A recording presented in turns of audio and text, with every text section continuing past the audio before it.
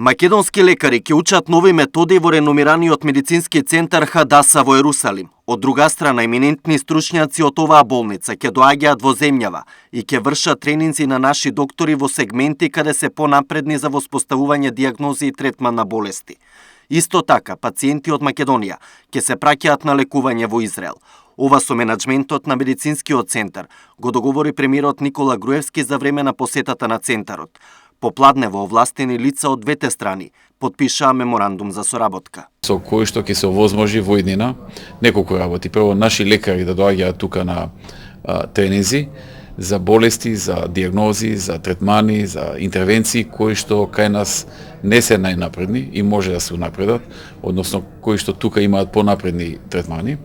Второ, евентуално праќање на нивни лекари во Македонија на одредено време да обучат наши лекари за некои делови каде што се они понапредни.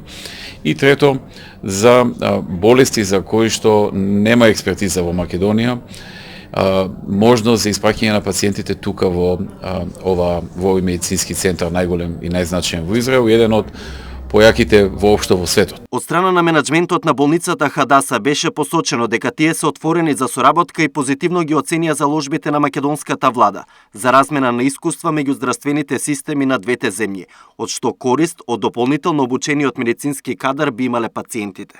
We're very proud to collaborate with the Republic of Macedonia, and we're looking forward to receiving patients from Macedonia to share with them our expertise as much as we can. Инаку Хадаса центарот е еден од најнапредните светски медицински центри каде се применуваат најсовремени методи на лекување. Има годишен буџет од $500 милиарди. Центарот е лидер и во медицинските истражувања во целиот тој регион. Во него работат 5000 луѓе, а годишно се изведуваат 32.000 операции.